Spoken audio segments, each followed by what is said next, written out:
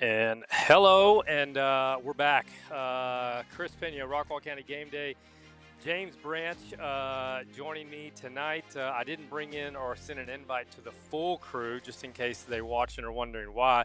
Really, because right after we get done, as you can hear, do you hear my dramatic music playing? I do. Yeah, it's because I'm excited to be back. Yeah, but because we got a full night, and we got Rockwall cheerleading squad. They're going to come on. They win nationals, and we're going to talk to them about the whole craziness because that was going on during the ice storm, and we'll talk about that in just a moment. And so we're going to have all the seats full up there. Then we got Rockwall basketball following them. Followed by Heath basketball, and then James going to join us if he can stick with us again with Coach Colvin, the head football coach at Royse City, and the head football coach at Heath, Rodney Webb. They will join us. We'll talk a little UIL realignment, what it all means, things like that, and then obviously, as you can see. This is one of the only times that you're going to see me with another team shirt on. But Jackson Smith and Jigba will be playing in the Super Bowl, representing Rockwall, representing Texas, Ohio State, whatever, whatever. But Yeah. really cool. That game is Sunday, and it is.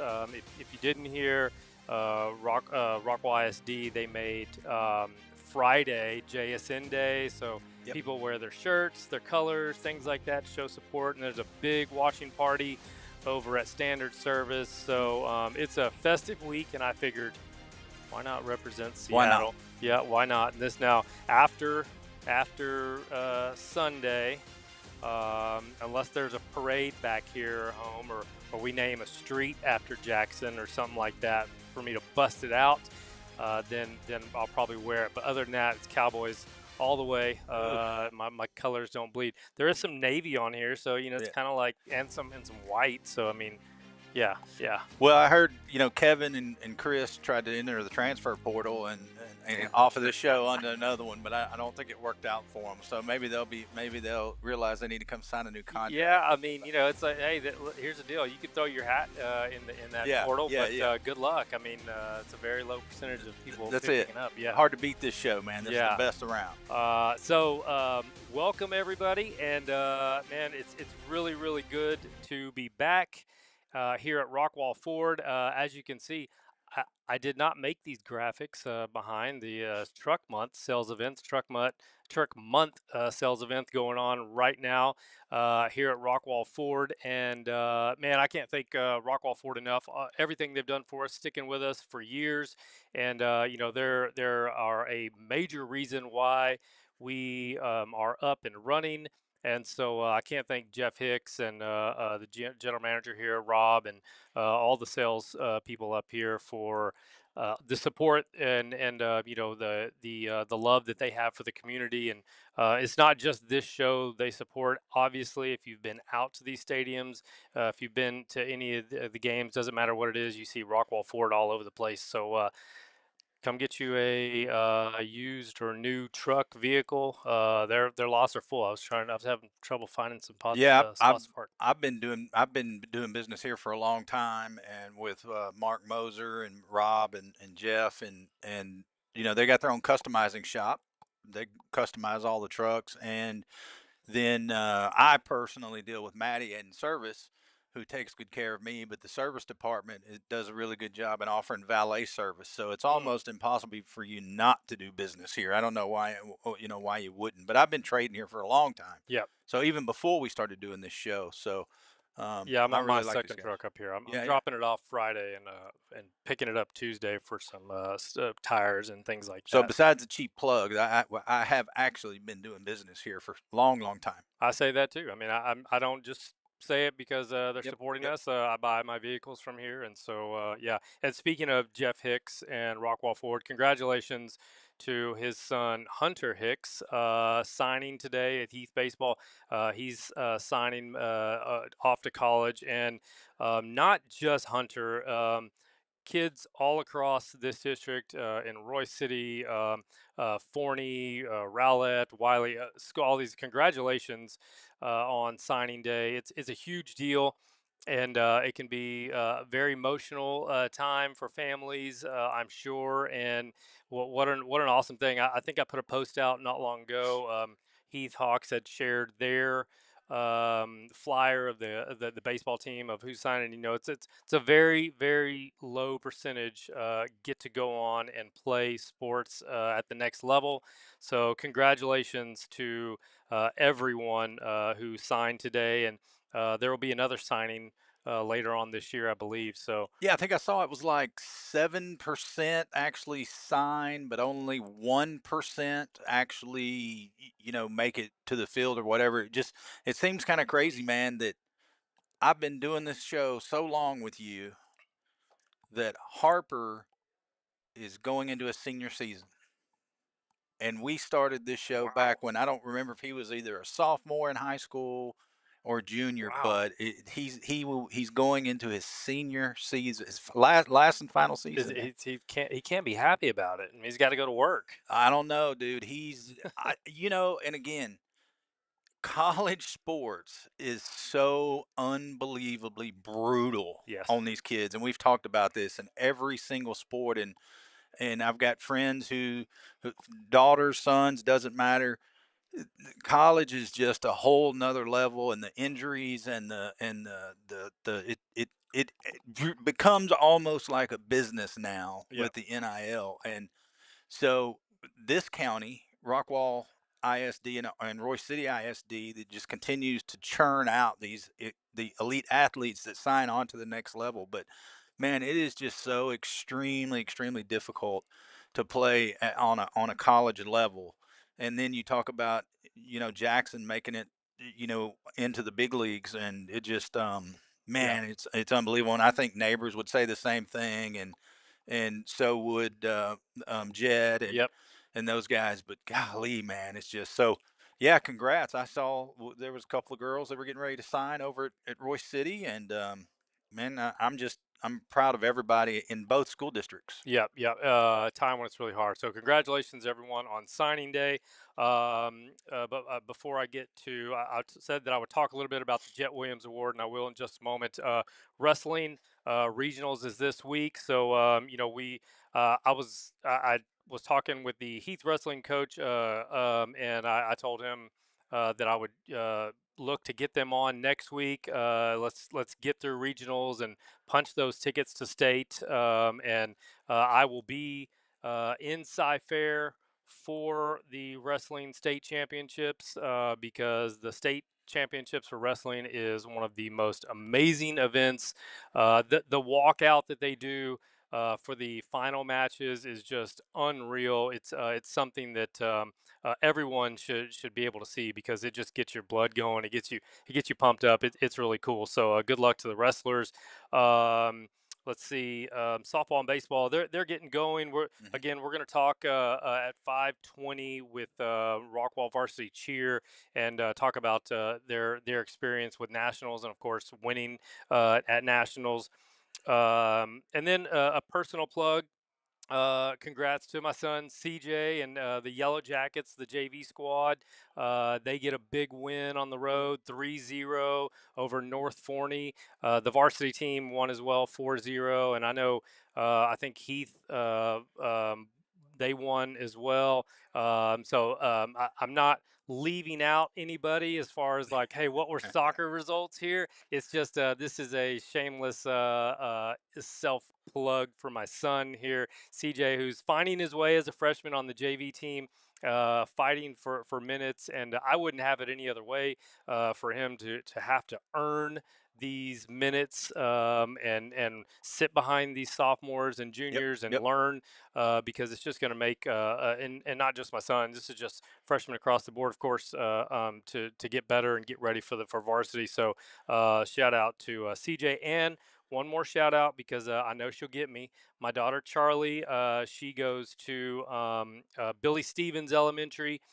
She's playing on their kind of club rec elementary basketball team, the girls team. Nice. Anyway, her team, they advanced to the championship game the other day. They fell short, but really cool to see her doing something different. That's awesome. And so there you go, Charlie.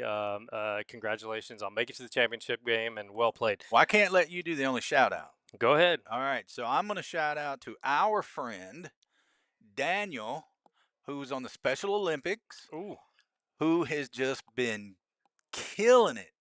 just And medals all after that medals. medals after medals after medals. Daniel got posted the other day. He won another medal, I think, in basketball. Yep. So He's a congratulations to superstar. Daniel. Yes, yes, YMCA Special Olympics. yes. Yeah, yeah. So Daniel is the man. Daniel yes. is our friend. Yes. So congratulations, Daniel. That's really cool, and he's awesome to Yes. talk with. Yeah, love him. Okay. Let me just ramble on about this Jet Award because there's a lot here, and I'm just gonna go high level here because we're still figuring a few things out because we try to make the award a little bit better every year and try to just make sure that we're looking at it all so that we can make the right decisions. Not that we've made the wrong decisions, the past winners, but we want to make sure that each and every year the award is better, and we owe that to Jet and his family for all their support and things like that. So, yeah. So let's see. Great to hear they're still doing Brent Love. So Brent, the former quarterback for Rockwall, he played the basketball program at Billy Stevens. I just had a There you comment from go. his dad. So, yes, it was really cool. Um, Jet Williams Award. Now let's see here. Let me my screen's too big on my side, so I'm gonna shrink it just a little bit so that I can see everything. Um, well, yeah, I don't think y'all can see it either. I'm gonna shrink this whole thing. How about that? There you go. Nobody needs to see our face. How No, about no, that? no. They How don't about want to that? see me. Okay, this is the fourth year for the Jet Williams Award, and as you can see, past winners: Landry Powell, the pitcher from Heath; Benjamin Shepard. I should have put Benjamin because he doesn't like being called Ben. I'm sorry if you see this, Benjamin. He was a pitcher, and he did everything in the field at Forney. And then last year, Mr. Charles Mahaffey, who is at Eastfield College. He was last year's winner. Um, if you're new to this and you're like, "What is this?" Jet Williams obviously drafted to the Mets and was traded about a month ago, maybe to the Milwaukee Brewers, and I know he's extremely excited. And I just quickly, how excited he is when I saw him on his last workout at 7AR. Him just telling the story of how it all went down and how he found out, and it was really eye popping because I figured him and his agent would be in like some deep bunker somewhere, hammering all this out with phones ringing left and right, but not maybe how it goes down. But he was just a smile from ear to ear. And ready to go, and some real opportunities for him in Milwaukee. So we wish him all the best. And while he's away, we will take care of the award for him.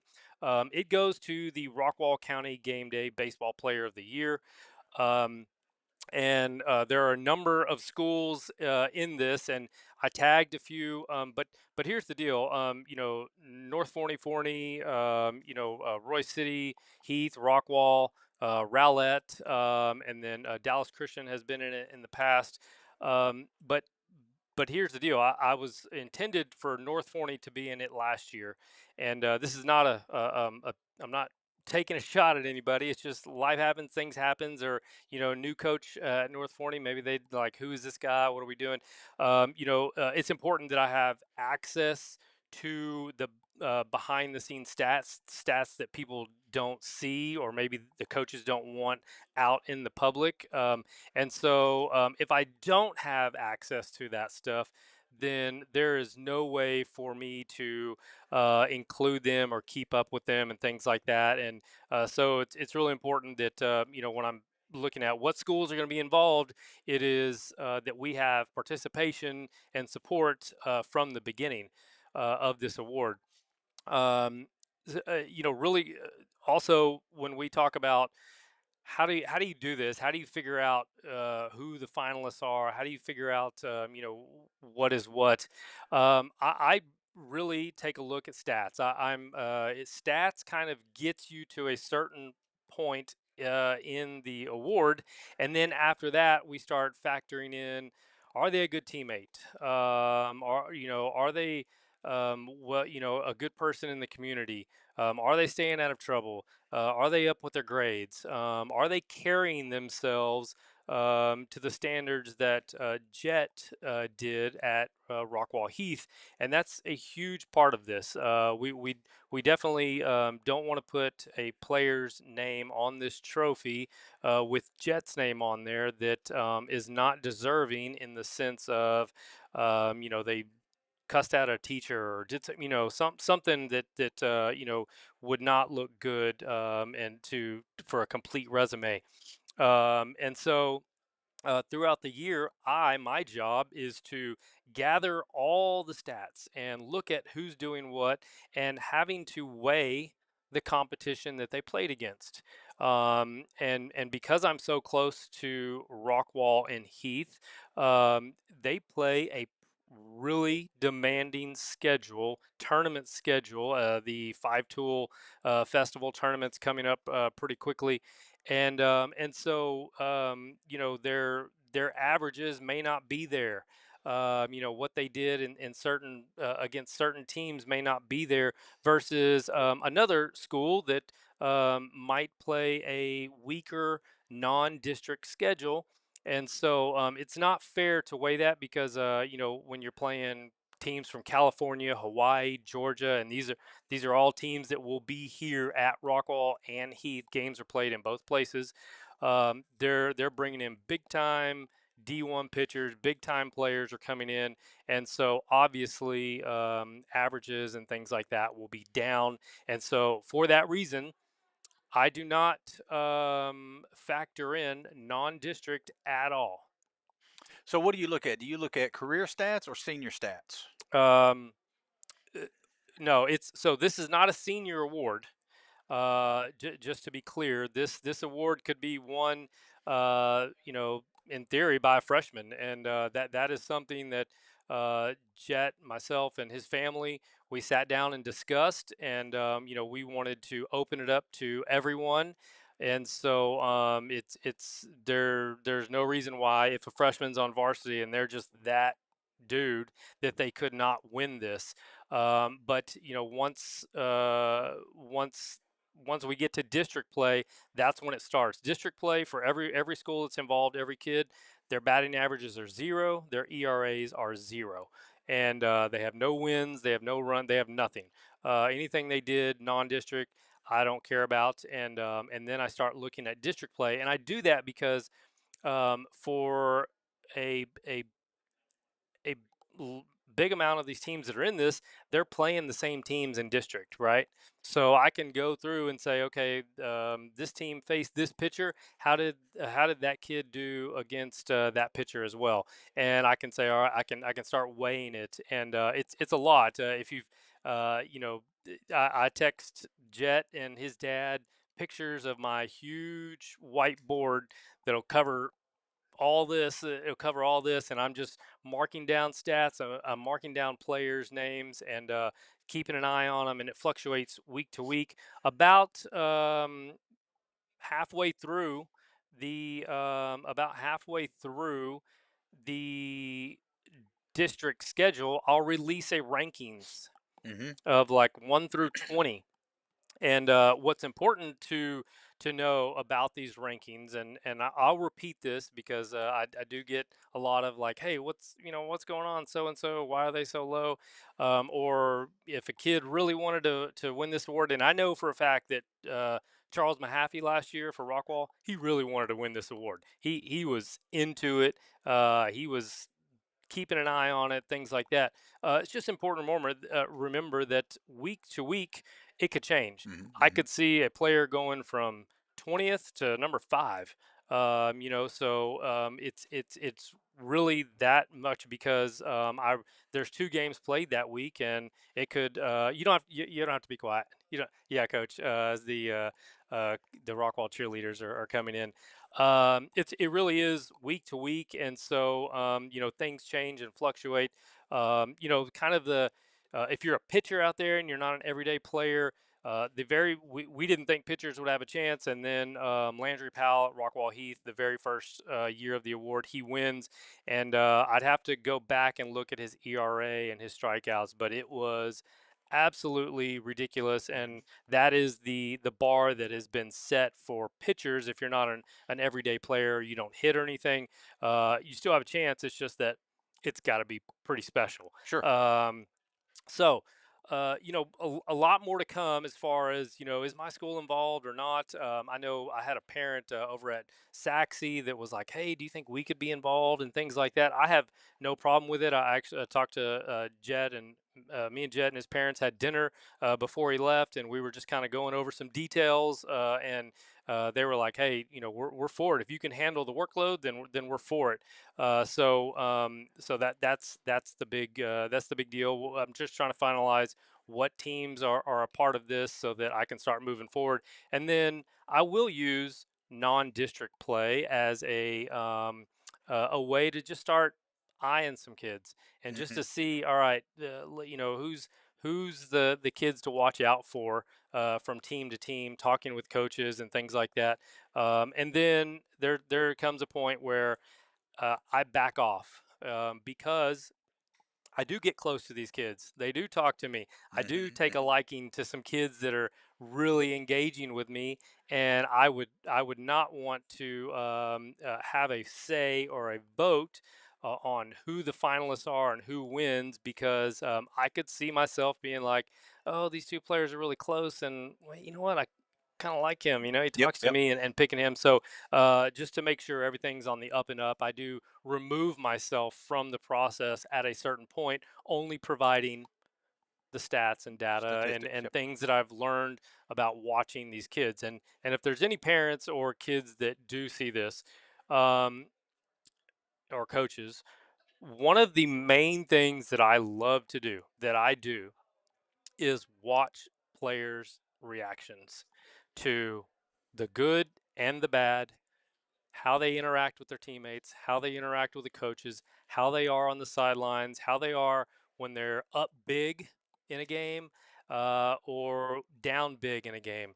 I watch and I'll just stare at a kid for 20, 30 seconds after something happens just to see just so I can get a feel of Mhm. who they are. Sure. Obviously, if somebody comes up to, if I ask them, a parent or a coach, about that kid, they're going to have nothing but good things to say about them. Right, right. But now I do listen. It's sports, right? So I've been around sports long enough to know I'm not gonna hold it against a kid because he Sure. struck out in a big moment. He threw his helmet in the dugout. That's not what I'm talking about. I think people can understand what I'm saying. Sure. There's getting mad and throwing a helmet, and then there's cussing a teammate out, and that's not something that Well, can. if you're invested, then you're emotional. Yeah. So, understandable. Yep, yep. So a lot more to come on the Jet Williams Award. I'll be at plenty of baseball, and that does not mean that I'm going to forget about softball and things like that. So we will certainly be on the diamonds for softball and baseball coming up. If you have questions, if you want to know more, I welcome messages. If you have anything to constructive criticism, and Just you, not me. yes, Just me. only you. If you want to let me know about it, do it because that's the only way I learn, and it's the only way I get And better. I will read them off. Yes. So yes. So the Jet Williams Award, presented by where's Martin? There it is. The Jet Williams Award, presented by Hudson Financial Insurance and Investments and 7AR Baseball. Both are play a big role in how we are able to do this. Just in case we're wondering, the winner will get a check, scholarship check for $2,000.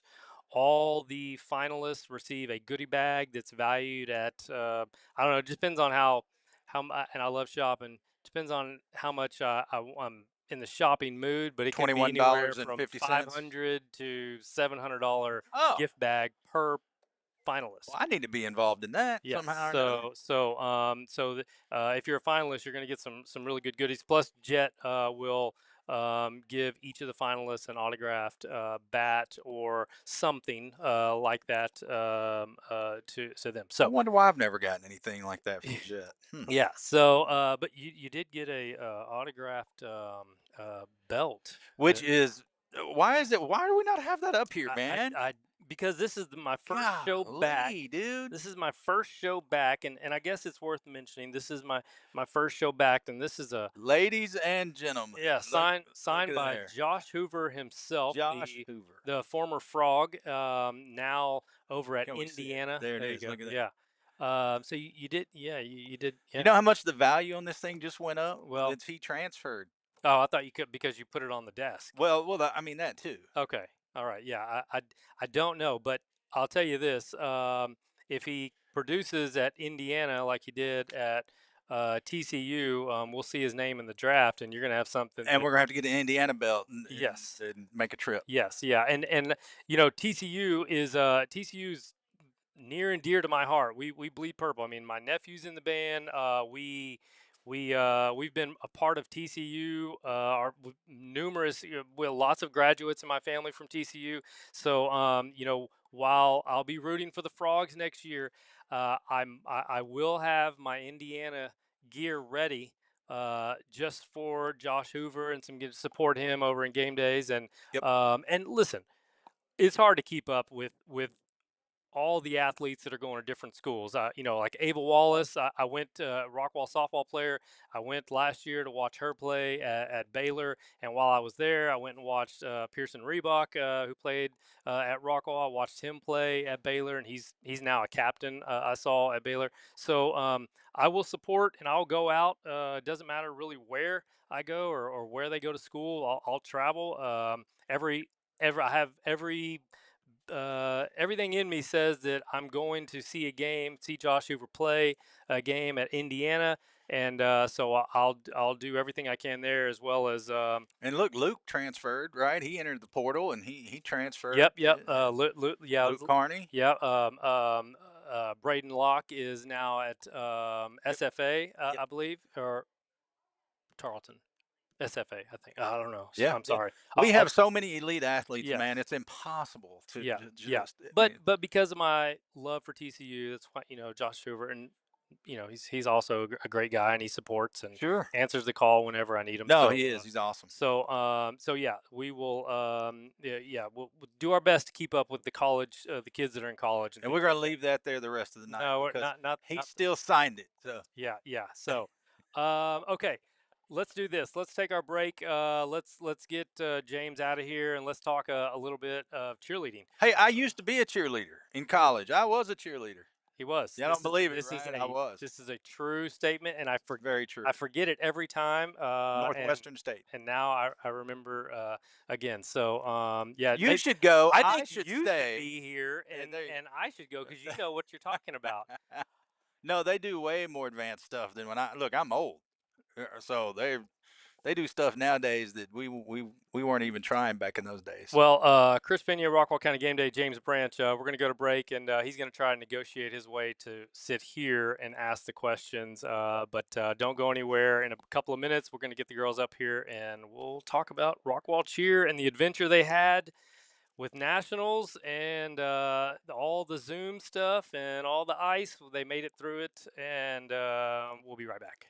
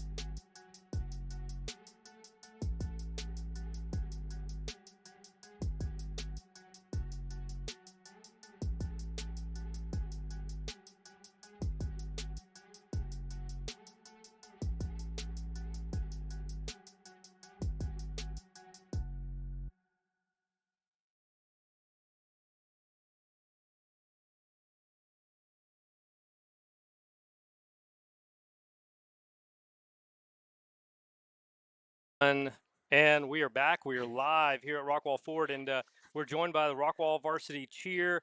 And let me pull this up, man. What's going on with my screen here? Let's shrink this a little bit so that way I can.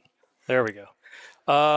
Hey, if you want to follow Rockwall Cheer on TikTok, I've put it at the bottom there, or Instagram, I put their handle at the bottom there. So a lot of good content and a lot of stuff we talk about. You can go back and see some of their reactions to finding out about nationals. Just follow their journey of the Rockwall Varsity Cheer Squad online.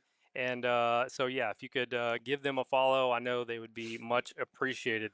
All right, let's just jump into this ladies. Presley, Ava, Neve, Riley, not Barkley, Berkeley, all here, and we have three captains that are closest to me here. First off, congratulations Thank on you. the Thank you. first ever the varsity game day champions. It's Yes. the in school history. Yes. That's quite an accomplishment. And let's just start by somebody talking me through. I have the notes. Coach wrote me a nice little email kind of explaining everything. But leading up to it, to nationals, and the uncertainty of everything because of the ice. What was the mood like? Obviously disappointment, but what was it like thinking, man, what we, especially for seniors, that we might not get to do this ever again? Or there's one senior up here, but I'm more on the Yeah. squad. What was the mood like? It was like honestly, it was a roller coaster throughout the week because I think, especially starting at the beginning of the week, we were all so excited and so like pumped and like we were working so hard within that week and the weeks before, especially with UIL before that. And then I don't know, I think it was like a roller coaster is the only word like that can describe it because it was like we were so excited and like all that, and then we kind of just shocked and like confused. I don't know. I feel Yeah, like that's yeah. the decisions that are taken out of your hands, and Uh-huh. it's got to Yes. be obviously safety's first, right? We Yes, don't Right. want for to be sure. reckless, and things can happen. So yeah, I'm sure. Presley, the leading up to nationals, if we can Mhm. just take a step back and just all the work that went through this squad, went through the ups and downs, injuries, and things like that, because there are injuries, and this is a sport. 100%, it's a sport, Yes, and it should David. be viewed as a sport. Can you just talk about this year and the preparation leading up to it all? I would say this year our team has been very tight knit. Like the girls on this team were more of a family than I'd seen in any previous year. And I think that that gave us a really good preparation because as a cheer team, it's not just a one individual sport. Like you have to work together for it to be perfect. And so there was a lot of like tensions and things were arising, like especially coming up to nationals. It was just such a big deal, and we were so excited for such an opportunity, especially because we were in the smaller division this year, and that was, like, a new opportunity in itself because we got to go against new people and just, like, try all new things, and so I think that there was just so much that we were preparing for, and so it was really exciting. Like, Yeah. we were excited, like, all year round. I was well, I'll get to that story in just a second. Neve, um, the the squad this year, what they had to go through, and all the hard work that goes into it. Um, the injuries. Can you talk about how physical this sport is, and how hard it is to bounce back? Yes, so we've dealt with a lot of injuries this year, especially with because we have 3 teams in all. Especially with our performance team, we had a lot of people coming in and out. We had a girl that broke both her feet 2 weeks before we were supposed to compete at NCAA State, Wow. and then we had our best back spot. She was down like I think 2 weeks again before UIL, which for us is like the biggest like competition, one of them that we do, and so it definitely was kind of defeating in a way because it was just like wow, like we have so many like of our teammates just constantly like being down and down and down. We've had a lot of injuries with like people's backs like recently because I can like relate. yeah, I like got a bad back. if you do something the wrong way, like you can really just like tweak anything. And like there's a certain like capacity to where you can push through that pain, but at some point with what we're doing and how often we're doing it and how hard we're constantly working, like it just gets to a point where you can't push through it anymore. And it just kind of sucked, but knowing like that we all trust each other and we all really wanted to work hard to make it work made it 10 times easier to get through all those injuries so quickly. Um, Riley, so typically nationals is a 2-day competition. Yes, sir. But when it's one day, it's a one and done. Yes. I better put everything on the line and commit to, because there's no Yes. coming back from it. Can you talk about the pressure of just Yes. having to perform in that one moment? The pressure of having to perform in that one moment, it's like so high because it's like you're laying all your cards out there. Whereas when it's a 2-day competition, it's typically 25-75. So even if you make a minor mistake or something, because those do happen, they you can kind of come back from day two. So there's a little bit of leniency, but 1-day comps, you don't have that leniency. It's like if something happens, you have to smart cheerleading, you have to adjust and make quick changes. And if you don't do that, you fall behind a little. And if you do, you rise above, which is amazing. But it's kind of like, this is it. It's you can't hold back. You have to really give it your all and do it. Like you never know when it's going to be your last time. And that for us it was our last time. So I think we realized that it doesn't matter what happens after as long as we go out there and it's you can do anything for 3 minutes. So if you really put your heart and soul into it, you can do anything and overcome anything. Ava, you're a senior and a captain. Yes. Can you talk about the performance itself? Was it something that you walked off, the squad walked off, Coach Tim's walked off, and thought, because to win this, you've got to give the performance of your life, of the year. Did you walk off? Did you guys walk off thinking we just did something special, Yes. or did you feel like we left a little in the bag? Yeah. Um, yeah, I think we walked off all so proud of what we did, especially like in warm-ups, because I mean, right before that, our performance team went, and then like our performance team went, and then straight into warm-ups, and then straight to game day. So it was a lot of like back to back to back, and I think a lot of us were very like stressed out, and like it was a little chaotic, and then our warm-ups weren't great, and then but we're like, I feel like we're very good about like not letting it get to our head, and like once we get out there, like it's like pressing play on like a movie or something, like it's like ready set go, and like it starts, and like yeah, I think especially for me, like I like put the megaphone down and I start crying because I thought it was so good. So yeah. Yeah, that's awesome. I mean, again, you just can't express how difficult a situation you're put in because of the uncertainty, and just mentally, like being prepared. It's like any game, any team sport. You get mentally, you have a routine, you getting set. Okay, it's go time. But here is like, are we doing it? Are we not? Am I engaged? Am I not engaged? How do I attack this? And to be able to pull it off is pretty incredible, given all the circumstances. But a 1-day deal was incredible. I found out, this is the story. I know everybody was waiting on the big story. My sister, my niece, cheers at Arlington Heights, Mhm. and they were there, and or they, maybe they didn't qualify. I'm not sure, but they were involved in it. I think they were there. But my sister texted me that Rockwall had just won nationals, and something that I learned very early on doing this is you don't put out any info that you haven't verified with a coach or someone.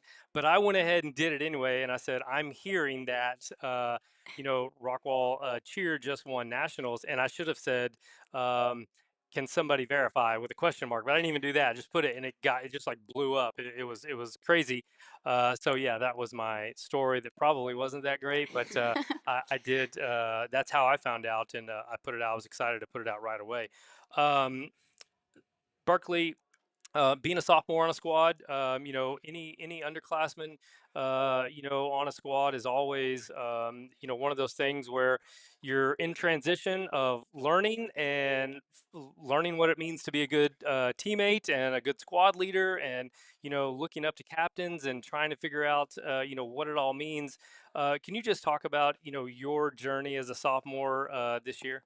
Um, well, I feel like we had pretty like there's a bunch of sophomores on varsity, so we had a lot of people to look up to. Like there's a lot of captains to look up to and a bunch of upperclassmen, mostly juniors and seniors to look up to. It's just like they set a really good example of how to be a team and like a family and sisters and stuff. So it was really easy just to follow like right behind them and just become a family with them. And skill wise, they're all amazing. So we got to just kind of learn off them all year. And so now we're all ready to become upperclassmen next year.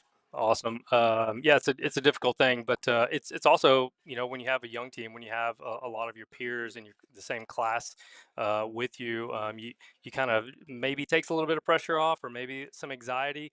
I know I got a son; he's a freshman at Rockwall, and he kind of goes through that because he's, you know, around, you know, juniors and sophomores on the JV soccer team, and it's kind of like, you know, you're trying to just fit in, but you know, so yeah, but when you're younger like that, it means a lot. Um, the, Correct me if I'm wrong, but there was some other accomplishments during that. Was there any other teams or any other? Because I know there's categories and things like that. Yes. Was there any Rockwall that had success in any other categories? We also received best use of props, Okay. which was also a good accomplishment. I believe we also received that at somewhere else. Where did we also get that? I think it was NCAA State. And then we Oh. have two other teams. We have a JV small varsity game day, which they got second. They got second, which Okay. is also really good because you literally never know once you Yeah. go out there. You don't know what they're Right. especially with them not being right in front of you. And then our small like varsity performance also got second, which was also really good because that team has been through everything. We've had to change the entire routine before every single competition, been struggling backstage. We I think we started going running full outs again after redoing our routine like 3 days before we went to nationals. So for us to go out there and hit it and it be like good, like to get good enough to get second place to us, that was a really big accomplishment. Gotcha. That's James Branch having a fit because he's not up here interviewing. He is a former cheerleader at Northwestern State. Um, the bar's set now, right? And the seniors, they leave a legacy, and you know they're moving on. But for everyone else, the bar's set, and now you know that you can accomplish something, and you can climb to the top of the mountain. I always hate moving on too quickly, but tryouts have started. So now you're looking for the next Yellow Jackets to come on and make their mark. You know, how excited are you girls to continue this legacy and try to build upon it?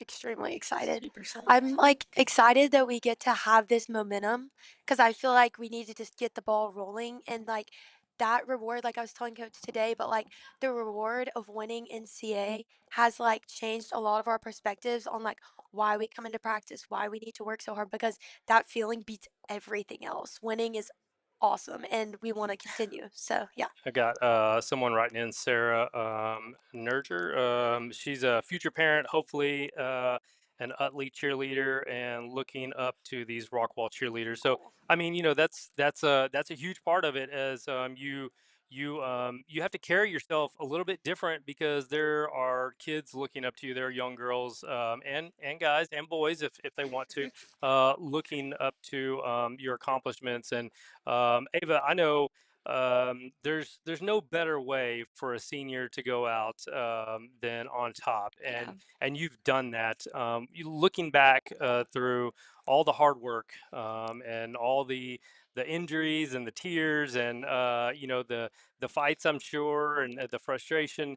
Um, it was worth it. It had to be 100%. Yes. But can you just talk about it a little bit? 100%. Especially like for me at the beginning of the year, especially like I hurt my back, so I was out for a couple games during football season, and I didn't know when I was gonna be back. Like, I mean, I had no clue because I never even knew what was wrong with my back. So yeah, it was definitely confusing and stressful, but yeah. And then one like I mean, I was cleared like right whenever we started competition stuff. So like it was like right back to it. We're getting the ball rolling. Like yeah. So I've been on some pretty crazy Zoom calls in my life that were just guys just doing guy stuff for fantasy football and things like that. How crazy was the Zoom and finding out? I saw small glimpses of it, but how crazy was it? And did you go have build snowmen, have a snow fight, jump in the snow? What did you do after learning? Actually, we did. We went sledding after. Yeah, we had to go celebrate a little bit. Yeah. Yeah, me and my mom, we had a blast. My mom, I think, was more excited about us winning than I was. I was like, "Dang, did you just go out there?" Well, do you know Like, how much time and effort and money goes into making Yeah. sure that your Yes, for child, sure. can get there? And so, as a parent, I hope to experience that one day. But yeah, I'm yes. sorry to cut you off. Yeah. Yeah. No, it's okay. Yeah. And it was overall, it was such a great like experience. It kind of took me back to kind of like when COVID was around. Like Mm. even though like we We weren't don't all we don't talk together, about COVID anymore. Go ahead. even though we weren't all together, like I never had felt like closer to Yeah. everyone. Like I was with like my family, and then all the girls were like somewhere like they were comfortable, and we literally all looked a hot mess. Looked like we just woke up, got in bed, like. But overall, like it was such a great feeling. Then watching everyone like jump up at different times, Yeah. it was so insane. You, for those, because it sounds like there's some parents of some young, kids out there that are looking to work their way up. Just talk about the schedule of it all. I mean, the amount of work, and you have to be a student athlete, and student is first. Just talk about how important it is to get a routine in the classroom, and make sure that that is priority number one, followed by the team part of it. I think that the biggest thing is communication with your teachers, communication with your fellow classmates, because we do miss class sometimes for cheer events, but it's a balance of doing what you need to do and getting it done. So like there's not I'm a plus procrastinator on assignments. But you have to do that with like you have to be very careful because it's assignments come first, but then cheerleading is right behind it. It's right there. And so like having early morning practices, it's kind of nice because we other than if we have a game or an open gym, we don't have anything after school. So like those tutoring hours are all like available to us. And like if you communicate with Coach Tim's and say like, "Hey, I really need to go make up this test." She's really good about like, "Okay, like thank you for coming to me." And if you talk to your teachers, like there's wiggle room, but you have to apply yourself and like put it out there because we're always at cheer practice. Like I say, I go to bed right after I see my friends at cheer practice and I wake up and I see them again. But that's also what's good about being so close as a team. Like we really are family because we are always together. Yeah. But then when we get days off, we're still together because Yeah. like that's just how it is. Yeah, that's how you create a bond, and that's how Right. you Yes, pull for for each sure. other, and you make things happen like a national championship. So, Right. lastly, Coach Timms, you mentioned you guys are always at practice, and you're always doing something. Yes. She's got to be there, Yes. and leadership reflects a lot of what happens in these competitions. Can you just talk about her and the coaches and everyone involved that make it happen? I'm very, very grateful for our coaches because they put a lot of effort and energy and time into it, especially for it. Like, I don't mean it like that, but just being a school sport. Like, normally when you think of school cheer, you're just thinking about girls who are going and like shaking their pom poms for every basketball and every football game. Like, sometimes they don't even go to the basketball games. We constantly go and support everyone, especially like Stingerettes or like something for soccer or something for whoever. Like, we're always constantly encouraged to go and support everyone like in our school. And it really it's really because our coaches push us to go do that. And I personally am so grateful for everything that they have done for all of us. They make everything in the end worth it because if they didn't push us to like every single limit that we had, then we wouldn't be national Yeah. champions. We wouldn't be sitting here right now. Like we wouldn't be getting a ring and a jacket and all the good stuff. Like Right. they genuinely want the best for us and they want to see us happy. They want to see those happy tears. They don't want us to see us Yeah. upset and in pain and all the stuff. But they genuinely know and want what's best for us. And that's why I appreciate and love the most about Yeah. them. Yeah. I'm extremely grateful that our coaches care. Like, I mean, it's one thing to have a coach to sit in a practice, not say anything, but like having coaches that constantly like are trying to get us to be better and like know more about ourselves. And like, one thing our coach preaches a lot is like, you get more life lessons out of cheer than you get cheer. Like, you will leave cheer with so many new things about friendships and like growth and communication skills. You learn so many things, and I think that's most important out of everything is how they apply themselves to. I agree. I think that like it's I tell this all the time. I'm like the coaches, they want what's best for us and they want to see us grow and they want to see us win individually and as a team. And like yes, we are national champions, but that didn't come it was never you have to win. I need you to win. Like it was never this is going to be what makes us look good. It was I want you to do your best. I want you to get those skills. I want to see you grow as an athlete so that way we can grow as a program and like I think that's how we've grown over time Yep. is it was never you have to like we want what's best for you. Yeah, the importance of the coaches and teachers and what they're doing for the kids in the community is can't be stated enough, and it's really cool, ladies. Can't wait for you to get your medals and all the stuff that's being shipped out to you. And if you want to see those when they get them, make sure you're following them on social media. I put a couple of theirs on the handles down at the bottom because I'm sure they will be showing them off the second they get them. Oh yeah. Congratulations. Thank you for spending some time up here with us. You guys were great, and I always get nervous when people some of the student athletes they don't talk, so I'm like trying to carry it, and I don't know a lot about cheerleading, so that would have been brutal. So thank you for making this very easy, and that was awesome. So Thank you for good having luck us. to good luck to you, Ava, senior, and all the other seniors, and good luck with tryouts, coach, and yeah, we'll be back and rocking and rolling again next year. Okay. Rockwall basketball, Coach Williams and a few players are here. We're going to catch up. They had a big win last night, and lots to talk about that. And it's still some time to go in this district. I believe they have 4 games left. But let's talk a little basketball now and switch gears. Ladies, let's talk those Stingers. Stickers Stickers up, up! VARSITY!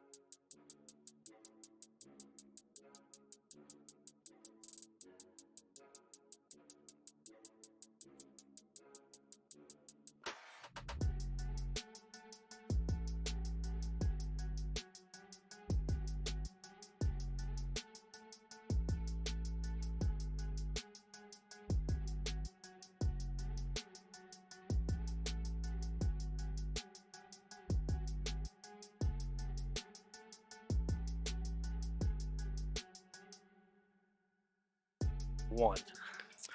All right, we're live here at Rockwall Ford, and we are joined by the Rockwall men's varsity basketball team. Coach Williams, Torrin, Ethan, and Noah are joining us. This segment is brought to you by 7AR Baseball. No, this is basketball, but 7AR Baseball is a big reason why we're able to do a lot of the things we do. So we appreciate Aldre for everything they do for us. All right, Coach. Let's just talk about last night. I told you I would see y'all tomorrow night, and then I haven't done a show in 2026, and so when my lineup was done and the amount of graphics and work, I was really nervous that I wasn't gonna be able to get all this done. So I was like, I'm gonna watch it while I work, Yeah. and that's what I did. You know, looking at last night and the significance of the game with Tyler Legacy being 6-2 and you guys 5-2. You had beat Tyler Legacy earlier this year on the road. The game kind of starts out, 11th, I think y'all were 4-0 lead and kind of maintain that 4-0 lead. And then they started showing a little size. They started using it a little bit and were able to go on a little run before the half with a 3-point lead. It got kind of interesting in that third quarter, being down. I believe it was 14 points, but it was really big to see you close the gap. In the third quarter by 7. Can you just talk about, not into the fourth yet, but just at that point in the game, you go down and now the leads increase and but how much momentum you had going into halftime or after that third quarter. Yeah, when we got down 14, they did a great job coming out and making a few adjustments that second half, of getting the ball inside, and they did a good job of getting a shooter out into the corner so that we had to be a little more hesitant of getting backside help. But credit to our kids, we got down 14 and we didn't panic. They continued to run offense, and we got some stops. We had some shots go in. A couple of these guys hit some big shots, and we were able to cut it to 7 going into the fourth, which is big again. And what we told those guys in the time or the in between period, like, guys, it's a 3 possession game. So like we don't need to be in a panic. Like it's just make sure we're getting good offensive possessions, getting good shots, and we got to string stops together. And I felt like, as you guys went later in the game, you tightened up on the turnovers, and you really started, to obviously chisel your way back in there. With 5:22, you take it to 1 point, and then Noah. Centaur. Yep, it's Noah. All right, I want to make sure. You hit a big three with 4:05 left in the game to give the 2-point lead. You had a couple of really big 3-pointers in that fourth quarter. And then, Cantu, Torian, the big 3 with 1:50 left and really put a lot of pressure on him. And ultimately 17 and 4 run, I believe, in that fourth. Yeah. There was there's no shying away from it. They had you on size and they had you down. But what did it take, Coach? What are you seeing in this squad that's allowing them to be there? I think you said it last night in one of your posts. Like our guys have shown grit and just toughness and resilience, and they've done that all year long with some of the adversity that we've had. And like I said, we're playing people that are bigger than us every night, most nights, and more athletic and stronger. So our kids has just kept battling, and they've fought all year long. So I've been super proud of them. And yesterday was kind of a cosmopolitan of all of that happening. So. Um, Noah, I'll start with you. Obviously it was a big game for standings, and as district play is coming to an end, there's, I believe, 4 games left. The next one with Heath on Friday night, the second edition of the I-30 Classic. What is it about this team that can allow stuff to happen like that last night? I think, like, I feel like we play really good defensively. I feel like, even though we're small, I feel like, just being in position, just doing everything you can. I feel like holding holding teams to, like, the least amount of shots they can get. I feel like that helps us a lot. But, we just have to focus on everything else. The big shots that were hit last night, and not just by you, but other players on the team, and free throws that have to be made, and everything that's going on in that game. You, is is it moments like that that really can tell you what this team is about? All the hard work that went in off season and leading into non-district, is are those moments that a team can use to say, all right, we might be short in some areas, but we can play with people. Well, yeah, I mean, it just if it comes to you, then you gotta step up. But I believe in everyone else on the team to just do what they do. So if it when it comes to everyone else, I believe that even if it's not me, I believe they can hit the shot. So and it's also fun, just being out there, playing with the team. It's a group of fun guys, so like it just really helps. Ethan, I believe I was watching Coach's post-game interview last night, and I think it was Billy that was excited, and rightfully so. Everybody should be excited. That moves you into first place in the district, but you still have work to do. There's still things to be done. And while it was a huge win and an awesome comeback, just the mentality of turning the page. Can you talk about that? Yeah, so we just gotta focus on like one game at a time and just, just focus and trust each other. The when you're down big like that, there's teams that go up really big, and you can be lax. But when you go down, 14, and in a game where it was tight and just things get out of your hand, what what kind of team chemistry goes into being able to say, we got a long way to go here, just one possession at a time? I mean, yeah, we just trust coach with his play calls and we just don't panic. Just keep our heads in the game. Torian, Billy Quinton and the colored gentleman, I forget his name. He kept waiting for you to dunk. He was like, oh, I think he was about to throw it down, or he was trying to throw it down. Um, just your role on the team, and making sure that you guys can stay level-headed, and knowing that we still got 4 games left here, and another big one on Friday night. Is they're all going to be big going down the stretch. But you just talk about your role. Yeah, my role is just, play defense, get rebounds for the team, and like mostly pass and get my teammates open, set screens, and that's about it. With such a fast-paced game, the basketball up and down the court, and things moving super fast, how do you slow it down just to make sure that you're not trying to do too much and you want to get teammates involved? No, just mm, I mean, is it something internally that's it's like, hey, we've worked on this. I need to just take a breath yeah, and know that I can trust my other teammates. Is that things like that? yeah, it's just things like that. No, I grab the rebound and I dish it out to like Noah or Ethan, and then we just set the play back up, Uh, regroup. Coach, I didn't ask. How many seniors do you have seniors up here? Or Yes, these are all okay, seniors, and we have 7 altogether. So okay. very senior-led group, and these guys have been on varsity for 2 of these. Noah and Torrin been on for 3 years. Ethan, this is his second year, and all 3 have been in a variety of roles, and seen their roles change, even from year to year, or even within this year. Like Torrin, earlier this year when Noah went down with his hand, we told him, like, you have to be aggressive, and he has to go be a scorer for us. And he was a huge scorer for us. He was super aggressive, and so his role changed during the year. And then Noah's come back from his injury, and after game 1, I think he's been just on all cylinders from there. And then Ethan's just been the foundation, man. He's just been a steady rock for us.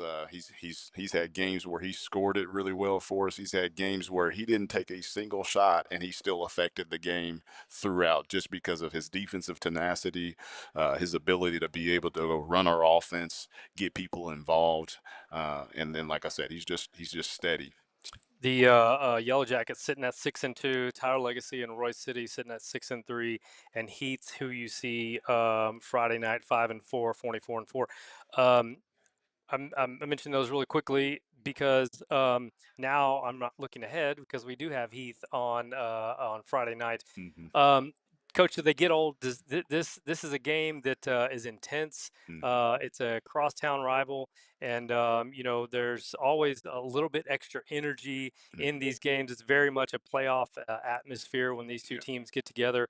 Can you just talk about, does it get old, Coach? Is this one of the favorite games? It's my favorite game of the year. I don't say that to them all the time because we treat every game the same. But like, yeah, how can you not? It's your crosstown rival. It's always a very intense environment.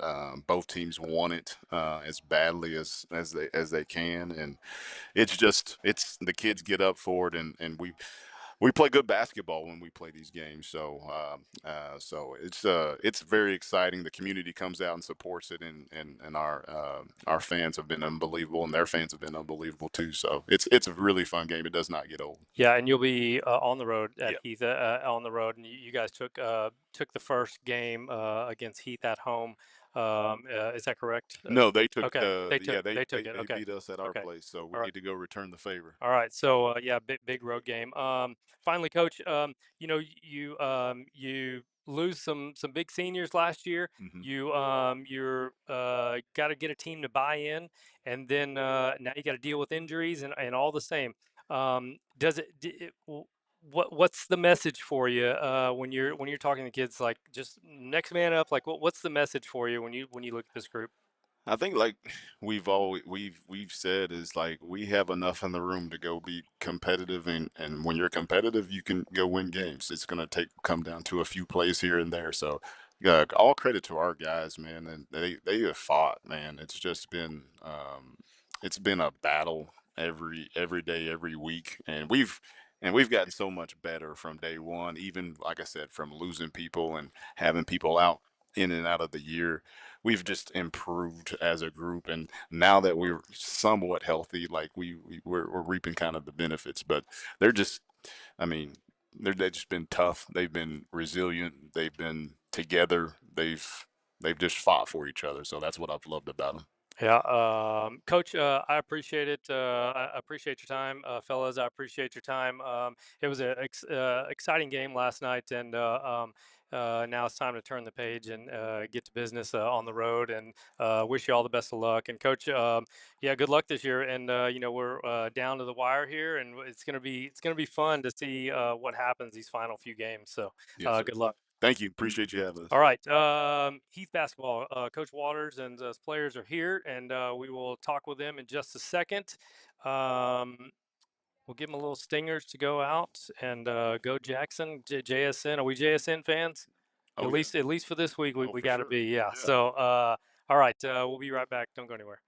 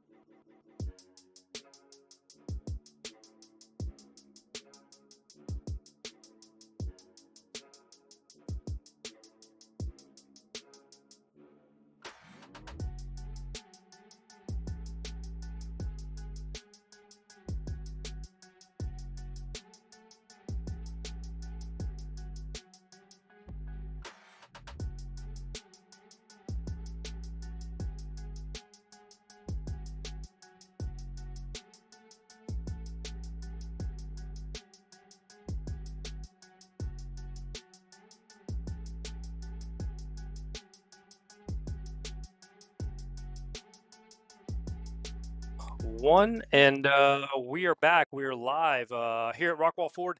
This segment brought to you Open Air Wealth Management. We really can't thank them enough for all the support that they've given us this year. As you can see, coming up next, Royse City head football coach Drew Colvin will be joined with Heath Hawks head football coach Rodney Webb, myself, coming up after we get done with some Heath Hawks basketball. Follow them on Twitter. I put their handle there at the bottom so that you can kind of keep up to date and see what's going on and all the nice flyers that go out about game times and things like that. Here with Coach Waters, Devin, and Landon. Fellas, thank you for joining me. First off, Coach, congrats. Never easy to go east because of all the logistics that go into it. But at this point in the season, a win was needed to keep pace in the district. You get that over Longview. Can you just talk about last night and how proud you were of the guys? Yeah, last night was a great win for us. Going out to Longview is always a tough trip. It's a tough place to play. It's dark. It's not very loud. Um, the It's a cool little arena, though. Yeah, I love the arena. Yeah. Just the national anthem was about 8.5 minutes long, and had to wake a couple of my kids up during the anthem. So it's just after 2 hour bus ride over there, we're out of our normal rhythm. It's just a little different for our kids. So, and we talked about that, in pregame. We talked about that, and and warm ups, but it's just until you go through it, until you experience it, it's just a little different. And with a team that's brand new this year, I mean, Devin and Jaden are our only two guys that played varsity last year. So you can talk about it all you want to, but until you go out there and actually experience it, it's a tall task. So I was really proud of the way our guys responded, especially in the second half last night. You talk about and I love your posts after games, how passionate you are, and really just talking about the kids and the effort they give, and the day-to-day grind that it is playing basketball. When you come into a year where you basically have a new team, what expectations do you set for the kids? What are you asking of them? Is it about wins and losses? I know that's where we all go at the end of the day. We want to be the last one holding the trophy, but along with that goes development and getting ready and building something. What was the mindset coming into this year with so many new players? Yeah, you know, we had 14 guys on varsity last year, and we lost 12 of them. So coming into this year, we didn't have a lot of expectations as far as wins and losses. And yeah, we want to win. We want to win all the time. But I've been so proud of this group. Our overall record is probably not indicative of the amount of work. We ask so much from these kids, such a time commitment, and when you don't win as much as what you're accustomed to winning, sometimes that can become a little bit of a grind. And you haven't seen any of that from this team. Not at all. They've stuck together the whole time. They've played together the whole time. They care about each other. We dug ourselves a little bit of a hole, losing 2 games early in district by 1 point and by 2 points to teams that, we played well enough in those games to win, and we just didn't finish those games off the last minute.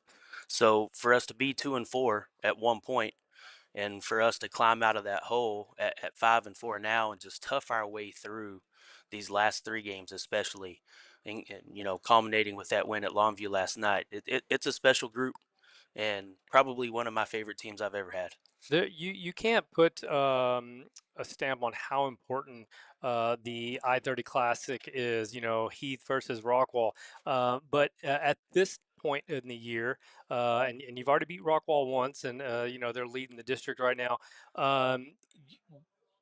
How much fun, nervous, frustrating, excitement? What is it? How this game that's coming up Friday night, it's big.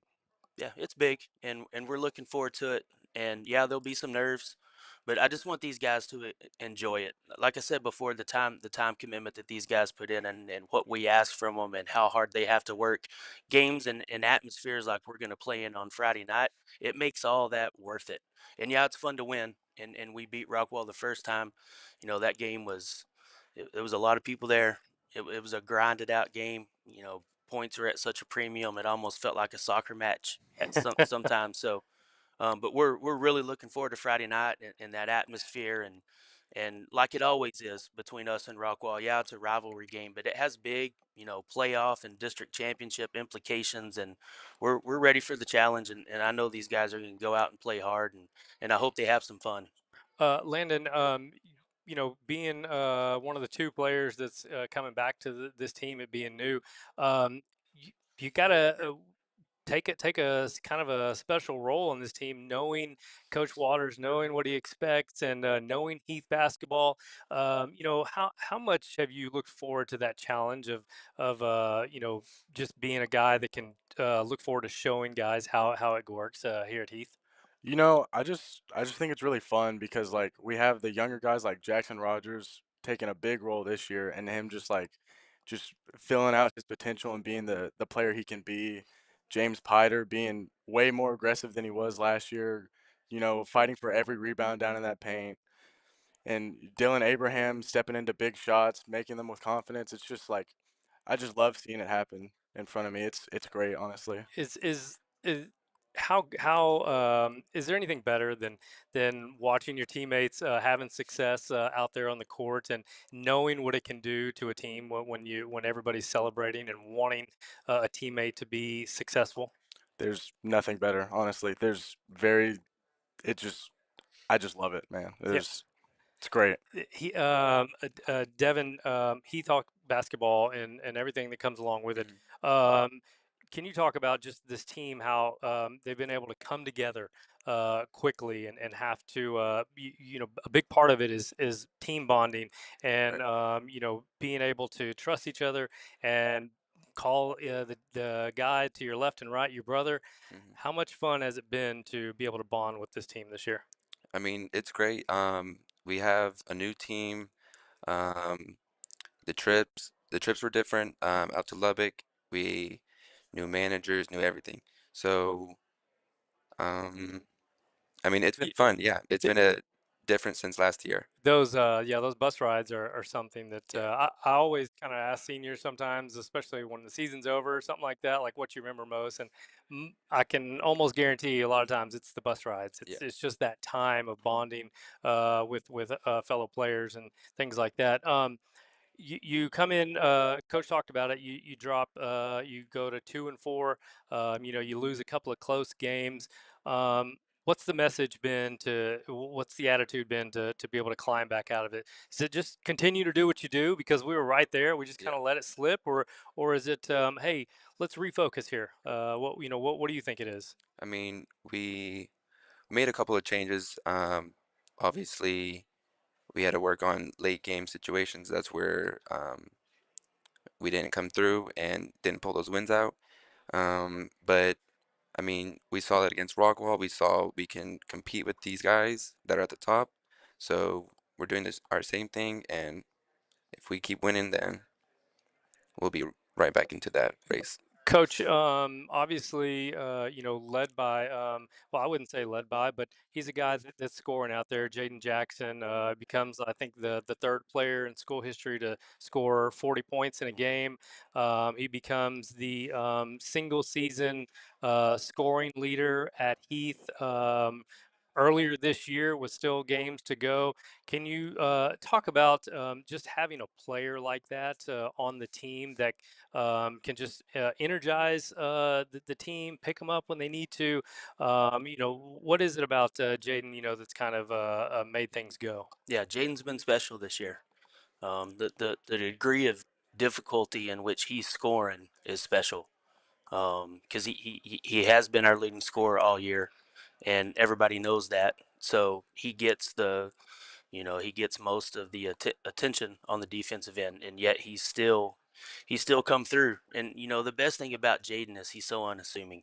Um, he never says a word. Devin's here, our vocal leader of the team. Landon is by far our emotional leader of the team. And Jaden just goes out and he does what Jaden does. Never says a word, but he competes hard. Like I said, very unassuming. And the things that he's done this year, especially on the offensive end of the court, um, have been special. The non-district part of the schedule and leading up to district and things like that. What did you see, Coach, from this team? Because you gotta come into it like, well, let's see what I got. Are they going to gel? Are the personalities going to be right together? Are they gonna listen to the message and actually, act on it? What have you seen from this team from the from preseason workouts to the preseason schedule that's kind of put them to a spot they're in? Yeah, it's been great to watch the process. Like I said, this is probably one of my favorite teams I've ever had. And a lot of it is because of the grind and because of that process that you're referring to. Devin he's our team captain. He had varsity experience last year, but he didn't have a lot of minutes, and he very rarely comes off the court now. So it's been special to watch all of that evolve. Landon started for us at the beginning of the year, and now he's kind of taken on a different role, and he comes off the bench in instantaneous offense, and he's bought into that. And that's one of the things that's been so special about this group is there hasn't been any egos, there hasn't been any attitudes. They just want to do what they're asked to do, and they play super hard, and they compete, and they come to practice every day, and that's kind of shown now this last week and a half. Like I said earlier, our record's not necessarily indicative of how hard these guys have worked to put ourselves in a position to be right there here coming down to the last 3 games. Coach Waters joined with Devin and Landon, Heath Hawks basketball, and again, make sure you look them up on social media and give them guys a follow. And Coach, the whole flow of a game.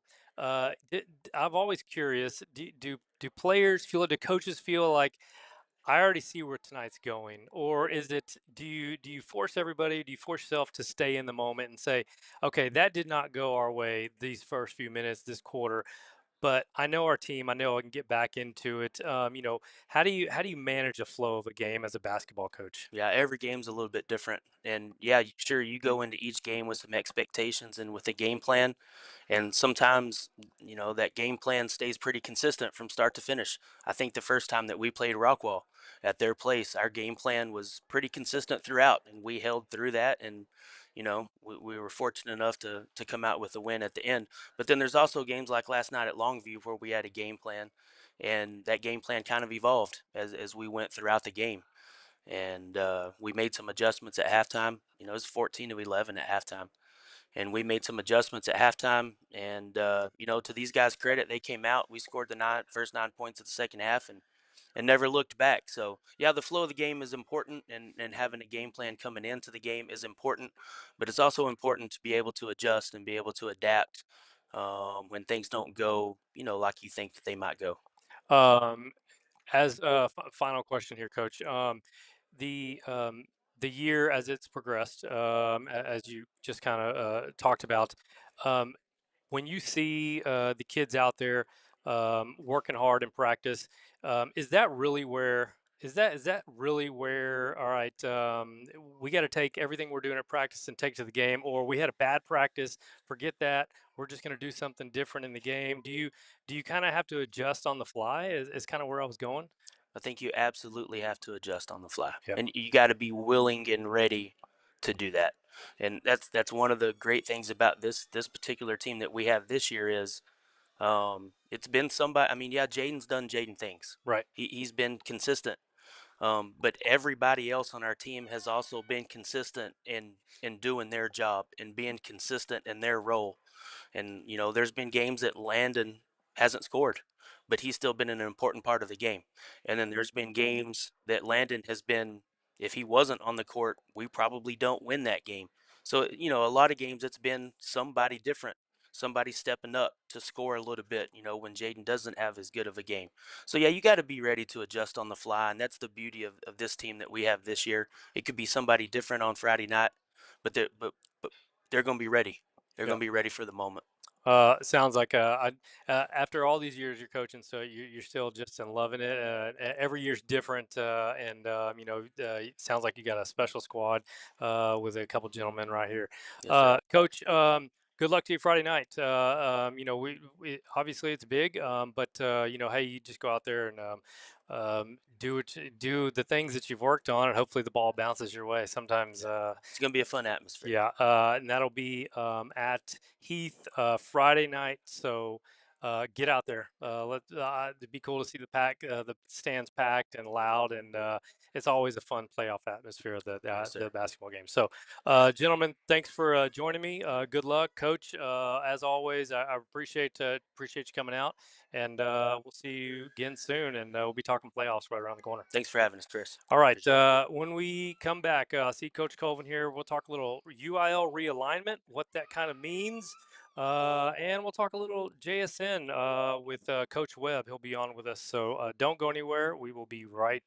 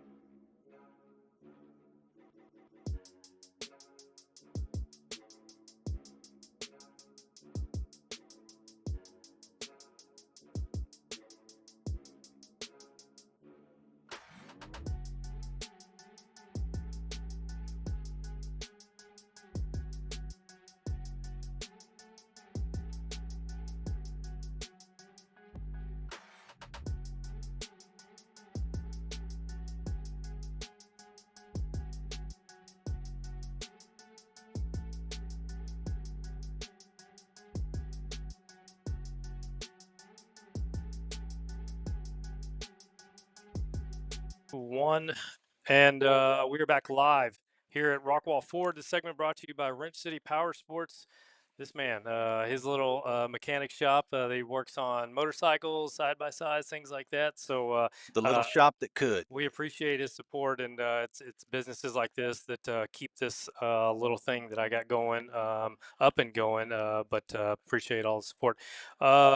Coach Rodney Webb, Heath Hawks, Coach Drew Colvin for Royse City. Gentlemen, thank you for joining me, and I appreciate it. It's always good to talk football in the month of February, so I thought let's do it. First off, let's talk about the UIL realignment every couple of years. For those that don't know, the coaches, they get together in a big room, and it's just madness. But I'm sure it doesn't get old. I'm sure there's some fun stories and things along the way. The UIL realignment this year, the big change, if it's that big, Mesquite Horn comes back into the district, and now it's a 8-team district. Any surprises there, Coach Webb? Any surprises on how realignment went for this district? No, it was the most anticlimactic realignment I've ever been a part of, because I went into it fully expecting Horn to come back into the previous 10-6A to make it 8 teams, and I had 3 solid non-district games. So it all got announced, and I looked at our 3 opponents, and we got thumbs up, and I was done. So, and then the thing that happens after that is then all the district members sit down and you do a draw for the district schedule. So that's really the thing that probably gave us the most heartburn. Just to see, like, who's got to go to Longview, and who do you open district with, and things like that. Yeah, I don't know how Trey, how Coach Brooks got to stay home versus Longview and Tyler Legacy next year. I mean, it seems like that's a pretty big win for the Rockwall boys over there. Coach Colvin, this second year for you, new for you. Anything you take out of that as far as the realignment and just the whole process of it? Yeah, I just think it's a cool deal for coaches around the Metroplex being in the same room, and it is exciting. Even when you feel like not much is going to change, because there's always that what if. But for me as a second year head coach, it's good to be around veteran guys and ads and see how that process works. And before I got the job at Royse City, I went through realignment with Trey, and we had to look for different games, because you look on the screen, and if your schedule's good, one of your non-district opponents might have to drop you because of their schedule. So it can be crazy. And the last one I was at, that was the deal. Myself and the defensive coordinator, Trey, sent us off to find new games, and it was crazy. And you got to make sure their schedule aligns too. But like Coach Webb said, it was very anticlimactic. But it's good there to be around that and learn from all that stuff. Is it more about when you're finding your non-district opponents, programs you're comfortable with, or are you are you really do you put a lot of stock into, we need to really beef up this schedule and see what we are, or is it just like, hey, let's just see what we got and play whatever schedule lands? I'll tell you the things that I honestly look at more than anything: who's got B teams. You want to play programs that are going to have B teams, or otherwise you get to that week in the season and we don't have a freshman B team game. We don't have a JV B team game. We got to try to find one for those kids to play. And so that's a big part of it. So, I always look at trying to play programs that have really good participation numbers. And then you want to try to play people that aren't that far away. It's difficult for us because we're on the very eastern edge of DFW, and and then a lot of the schools on this side of DFW will not play us. So that part of it is tough. And then I think ideally, if you've got 3 non-district games, in my opinion, you want to play one that you ought to win, you ought to play one that ought to be really competitive, and then you ought to play one that you'd have to play above your head to win. And sometimes that works out and sometimes it doesn't. That's a good question, because we sat here before the season started, and we tried to think. Okay, I know this is the way Coach Webb thinks. This is the way Coach Colvin thinks, and Brooks, and how you guys scheduled your game. So now that you've added another team, now what do? Now you don't have 3, you have 2, right? Well, we've gone from 4 to 3. Right. So now, how do you try to decide? Okay, what 3 teams do I? Is that you still going with that same philosophy, or what do you do with that third game right before you get to district? Well, I think in a perfect world, you're going to play somebody that third game that you ought to beat, that you can Yeah. maybe rest some guys a little bit because Yep. you jump right into it the next week. But I'm not sure about you guys. We're playing Byron Nelson, and they're plenty good. So, but that's the only game we could find. So, do you have issues like we saw North Shore? Right, nobody would play them in a preseason. Do At you least that's the guys? chatter At we least see, that's the right? chatter. Is do you guys find it? I know you mentioned because we're so far east. Do you find it difficult to find teams that want to come here, and then you have to go to Weatherford or Right. so? Is that Especially when you're at Geyer, I'm sure it's maybe a little different or the same. Well, I think there are degrees of it. So I'm not sure that we have as much difficulty finding games as Duncanville does. But at the same time, I would say like people aren't lining up. I'm not getting phone calls from anybody saying, "Hey, do you guys want to play next realignment?" I'm the one having to make the phone calls, and then I'm the one having to tell people like, you're not. I'll tell them the same thing that I'm looking for. Here's the thing: we're going to play the game the right way. We're going to have B teams. And we're not the kind of team that's going to rub your nose in it. We're going to be a good football team, but we're not going to rub your nose in it. So to me, we're the kind of school that people ought to want to play. But sometimes they think I'm sandbagging, and I'm really not. And I'm telling them I'm not sandbagging. I'm really telling you the He's truth. got a reputation at the golf course for sandbagging. That's and Coach Colvin, how about you coming into your, into a new school in just your second year? Do you find that you're having the same issue too, or No? How are people treating Royce City now? Yep. The success you had last year, and Yeah, for sure. I think what Coach Webb said was absolutely correct. Like, you don't want to travel super far. You want to play someone that you got to play above your head. All that was 100% accurate. I think a lot of it too is where your team is at as well. Like, if you got the right culture and you got the right kids and the right mindset, they know that, we're not trying to play our best football during non-district. We can play some good teams and take some lumps and get ready to play district. If you got a group that hasn't been successful and you've been getting knocked around a lot, then yeah, you probably want to schedule some teams that you feel like you can beat to get their confidence up.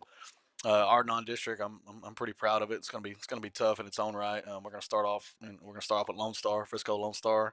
We're gonna play Richardson Berkner. That played a close second round playoff game with Prosper, and then we're gonna play Wiley East, oh who's wow, who's a playoff team too. So Lone Star, Berkner, and Wiley East, and I think that for where we're at as a culture, and we've been really successful with our sub varsities. Specifically with this sophomore group that's about to be juniors and these freshmen that are about to be sophomores, and our juniors being the third year under us and third year in the off season, and third year in the systems. I feel good about that. I feel good about going to play a state runner-up team in Lone Star, and we better play above our heads and strap up. And Berkner will be its own challenge in its own right, but I'm excited about that. And we're a good football team too. So I've just a couple more things on realignments. I've always said, and I always try to act like I know what I'm talking about, and when I'm talking about coaches and teams are playing in preseason non-district games. I mean, there was a Geyer team that went 0-4 and then went to the state semifinals. I think is that right? Y'all, I Well, mean, it was that happened at Rockwall.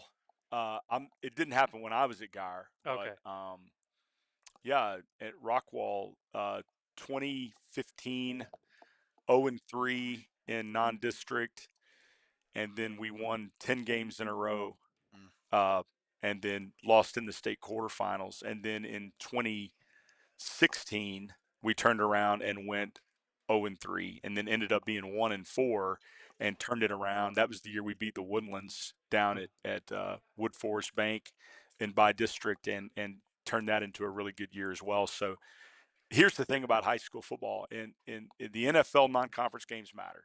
In college, non-conference games matter. In high school, non-district games, they don't matter. It only matters in your season record. Nothing else matters. So the trick is, like, we want to push them, and we want to play people that are going to make us better. We want them to expose our weaknesses so we know what they are. Sure. Because there's some teams you can play and you feel really good. You win by 60 and you're like, oh man, it's really good. And you may know as a coach that we've got our deficiencies, but it's hard to get your kids to understand that. But when you play good people that expose your weaknesses, it forces you to get better, right? So the trick is like challenging your team and your program without breaking them. So like 2015, 0-3, I remember like people coming up to me in town like, "Hey man, hang in there. It's not the end of the world." But you And know I'm what you like, got. we're actually fine. We're going to be really good. Yeah. Well, I'll tell you, it is so fun for us to sit up here and try to be y'all for a couple of hours. And I say y'all are much better looking than me and Kevin, and, especially Pena. But we get to sit up here and act like we're you guys and what you're thinking, and we really have absolutely zero clue. Nor do we, And, by the way. We don't either. but it's fun because Says the guy in all the Hall of Fames. well, but you guys keep it interesting in how you do things and how you schedule your games. Because again, we sit up here and act like we know what we're doing, but we don't have a clue.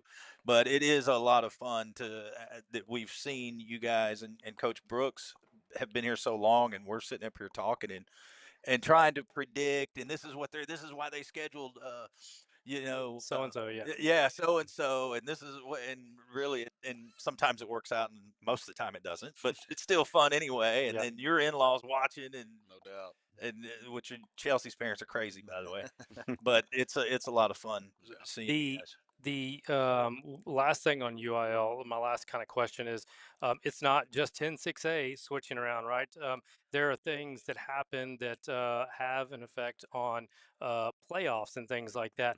Was it? And I'm not. I won't ever knock anybody's job. UIL has a really tough job.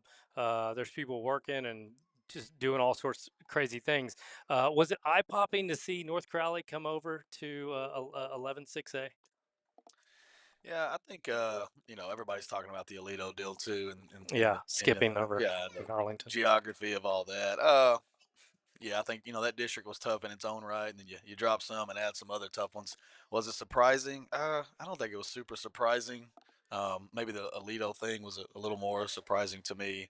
But like you said, it's a tough job, and you can always guess as much as you want. But yeah, I wasn't too shocked on If it. it was, I guess if it was just easy, nobody would be talking about it, right? And then we wouldn't have anything to talk about. Well, and you've got a lot of the internet people that'll come out with they spend all kinds of times with their mock realignment, and I'm always thinking like I used to look at those, and now I don't even look at them anymore because it's really not worth the time. But I also think that UIL is trying to make 8-team districts, because when you have 8 teams in a district, everybody has the same open week. Everybody's playing. It's an even number of teams. That's the best way to do it. So when you look at a team like Alito, that maybe and to be honest with you, I haven't even looked. I don't even really know exactly what district they're in. Yeah. But when it's a single school like that, sometimes they'll have them drive through another district to get to their district opponents, because they're a single school, and maybe it's a multi-school district next to them that they have to drive through. And the only way to make it 8, 8, 8, 8 is to do that. So, and that may very well be what happened in that case. Gotcha. Yeah. But I'll tell you that. So the UIL, I think maybe 3 realignments ago, they started going to a computerized system that sort of does it for them. The days of the rubber bands and pens, they don't really do that anymore. And I think there's still a human element to it. But they really rely on the computer system now. And one thing that I've noticed since they started doing that is there's a little bit of a sameness to it. Like Region 2 hasn't really changed at all, as far as like District 9 is the Garland district. District 10 is the Rockwall, Royse City, Mesquite, Forney district, East Texas district. District 11 is the South Dallas district. District 12 is Syntex. And there used to be a little bit more change to that. Like there have been years before that we've played Garland in the first round. There have been years before we played Syntex in the first round.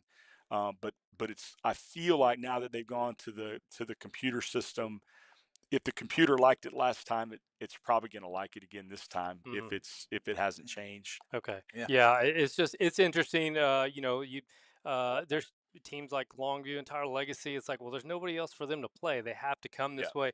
I'd love to see maybe the UIL on teams like that. Well, you got to cap your roster size and then force them into a smaller schools, so that they don't have to travel and things like that.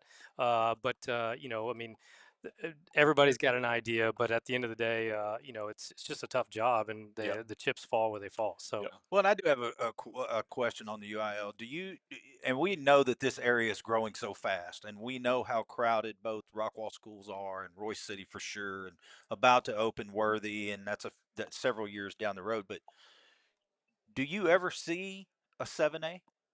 Is that ever something that could happen, or is that even discussed now? I know other states do it. Is that Well, it really just becomes semantics. Like if you're going to say 7A is if that's an additional classification, well, you're really not solving the problem. What you're doing is you could make it another classification, but now there aren't as many schools in each classification, and you watered it down a little bit. So now districts are smaller, and you have more non-district games to schedule.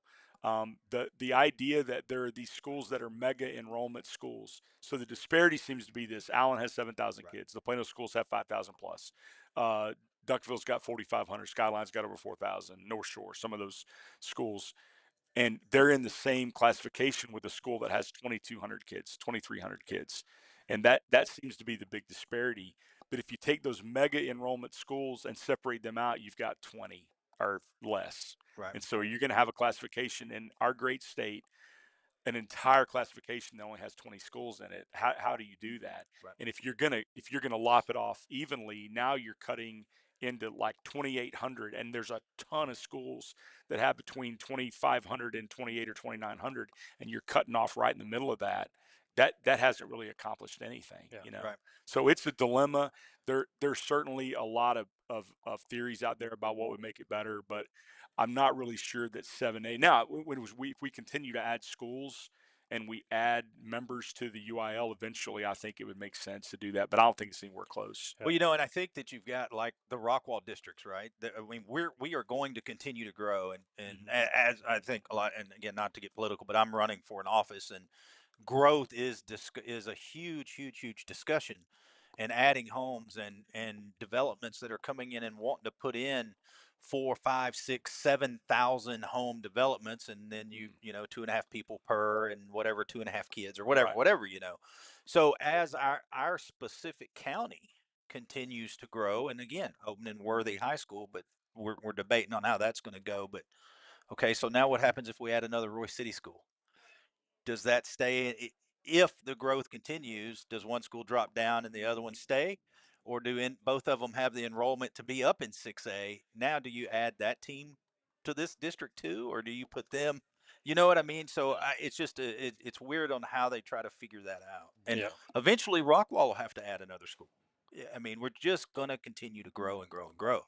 So Well, it's interesting. There's a lot of moving parts there, and but it's set. Not big changes around here, but you know, we look forward to welcoming Mesquite Horn back into the district next year. Let's switch over to JSN. I've already started a little ticker down at the bottom, kind of talking about you know, what he did this year. Obviously, Coach Webb, you know, he's a head coach when Jackson played at Rockwall. And you know, there's so much has already been said in so many different interviews about how special he was, and he wasn't the biggest, he wasn't the fastest, but so many people now, especially you know, listening to Tom Brady and in the NFC Championship game, about how he just stays level and how he's just running his routes and always seems to be open. Um, just seeing him develop over the years, I know it doesn't surprise you, but as a coach, you're like, man, how do you let a guy just keep getting wide open like that? I mean, is Well, it just some things where you just can't stop it? yeah, you know, I like to think it was his high school coaching. You know, no doubt. just I mean, really, Absolutely. like just some little tidbits off to the side before practice. A little, you know, sharing little thoughts and little nuances with him. It, You know, 200 over 50, 300 yards with you. what's What a job Yeah. he did. what's been really cool is watching Jackson do the same thing to NFL DBs that he did to college DBs. They did to high school DBs 6 years ago, and it's the same dude out there, a little bit more mature, a little bit more polished, but the same kid that's out there doing the same stuff, and it's still effective against the best in the world. It's been really awesome to watch that. Uh, I got a question for you in a second, Coach Colvin. You you've seen a bunch of high school players come through and all over. Um, obviously, knowing what we know about Jackson now, who's led the NFL in wide receiver yards and things like that, is he the best player you've ever seen and coached in high school, or were there others, but he just kept going, he just kept working it and passed them? Well, I think at different points in time, there have been players that maybe at that point in time had the potential to turn into an NFL superstar. But for whatever reason, some within their control, some out of their control, it didn't really manifest itself that way. But Jackson is just a guy that, I think we all knew from the first time we ever started working with him, this guy's got some magic, and he could be a guy that plays on Sundays without question. And so, he's just one that, God has blessed him with health, and he's had really good people around him. He's a good kid to begin with. That's a good decision maker, and very, very focused on his goals. But he's also had people around him to support him and keep him on the straight and narrow. And so it's all just really lined up. And I think, he's the product of what you see when someone is blessed with a lot of God-given ability, and they have also, to go with it, they have a competitive spirit, and they have a strong work ethic. They stay healthy, and then they make good decisions along the way. Going to Ohio State was an awesome decision for him, and then what a blessing to be drafted by Seattle, and you think about in the NFL, how many elite players just wind up on the wrong franchise, and they never really blossom. But the stars are the line for him, and here he is in a Super Bowl in his third year. Coach Colvin, lessons can be learned, because we talk about players that are maybe a little undersized, not the fastest, but are there any players out there, and comes to mind just because of the newcomer, Bryson Arney, guys like that, is this the roadmap, for guys that are like, hey, maybe don't have this or don't have that, but look what can happen? Yeah, I think so for sure. And I'm really excited about Bryson. Hopefully he'll end up being the best one I ever coached. And he's got the it factor, and Jackson's got the it factor. It's easy to see, hard to describe, but yeah, absolutely. Trey and I have been friends for a long time. I've known Coach Webb for a long time, and I remember talking to Trey when Jackson was a sophomore, and I remember going to watch several playoff games with him. And a couple that stand out for sure is when he was a sophomore. They were playing Saxe at Allen Stadium, and he was cramping in his leg, and he was running jet sweep, and he was walking back to that huddle cramping, and then they were throwing the ball, and he was walking back, and I was like, man, that kid's 15 years old, and he's out there second, third round of the playoffs, cramping in pain, and just doing whatever he could for his team. And then, when I was at Tyler Legacy, we lost in the first round of playoffs, so we would come home and we watched 4 of the 5 playoff games they went to. We watched Klein Oak, we watched Allen, we watched Duncanville, we watched Prosper, and just I coached against him in one game because we were in the same district, but just hearing about him from Coach Webb and obviously Trey just talking so highly of him, it was just really cool to watch when they talk about what a good kid he is, what a good teammate he is, and how successful he gets to be. I do think that, that is the roadmap. You're a good person, you treat people right, you work your tail off, and good things happen. The not surprising, the community we live in, just to see the amount of support that's out there. There's a watching party going on at Standard Service. ROCKWALL-HEATH had a JSN day this Friday. The amount of support that this community has, and Coach Colvin, I know you're at Royse City, but you're still embedded, and still relationships you have here are strong. Does that play a factor into success that players will have on and off the field, in your mind? I think so, absolutely. I think it's really, really cool when you got a guy that's doing what every kid's dream is, and he is where you're from, and he is practiced where you practice, coached by the people you're coached by. The jerseys and accolades are hanging in the halls that you walk. It's right in front of you. It's right in front of you. So I think it's really cool. Trey tells this story all the time. I think he was at Ohio State, and he called Trey one day. He was like, Coach, I never got my Letterman jacket. Do you mind if I come and get it? And just how cool is that? He's MVP of the Rose Bowl, and he's calling Trey, Coach, I don't have. He was just really, really proud to be a Rockwall Yellow Jacket. So He's come back and worked out a few times with the players. So yeah, I think it's really cool for kids to see that right in front of them. It's a special deal. He I'm sorry. I'll just add on to that. I'll add that as a coach, when you can, we're working with kids now, several years younger than him, but I can say like, oh, you want to be great. You want to go on to the next level. You want to play on Sundays someday. Well, let me tell you, like I coached a kid that has done that, and everybody knows who he is, and this is who he was. And let me tell you about him. He was not too good to be the holder for place kicks. He was not too good to cover kickoffs. He blocked a field goal in the state semifinal game in 2019. He returned kicks. He played Wildcat quarterback. He was our best perimeter blocker. Like, he was willing to do all those things, and his work ethic off the field was unbelievable. And so, like, I can tell them it's not theoretical. Like, I coached that you guy, lived it. and I watched it. I lived it, and I can tell you that if you want to walk in those shoes, here's what you have to do. Yeah. The segment that the NFL did with you, and you got to go out there and see him. Can you just give us a little bit of how that went down and how cool that was for you? Oh, this Yeah, is a straight story. yeah, You gotta yeah. There were a couple of missteps along the way. Which we had time. It was time. Yeah. I got lost. I got lost in Seattle. Yeah, it's a whole separate, like, we could do a whole different show on the story of me getting lost in Seattle with the GPS, by the way. Okay. Next week.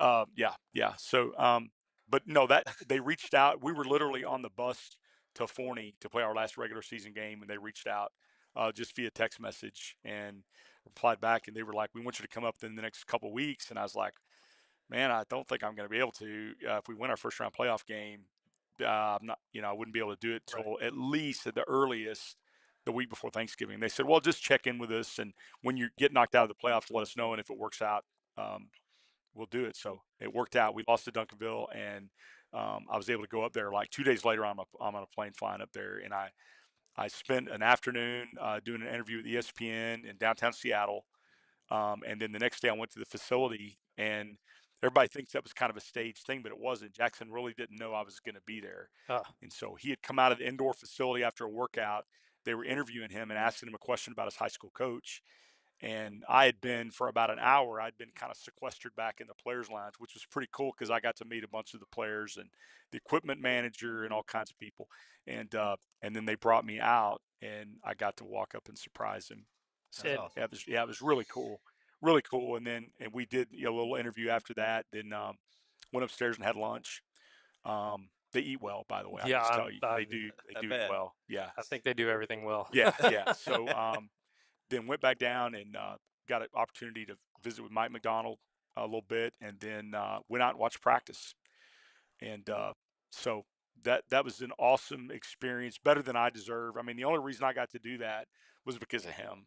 Yeah. And I'm fully aware of that. But it was cool. When you get those opportunities in life, you take them, and hope you don't look too dumb and embarrass yourself on camera. I make myself look dumb almost every time I do a show. Every week we do that, Coach. Yeah, a really cool experience. Obviously, it had to be something. I think one of the things that stands out to me, and I think Coach Brooks said this in that piece that Jeff Kolb did with Fox 4, is it's just cool that you can call and he'll pick up.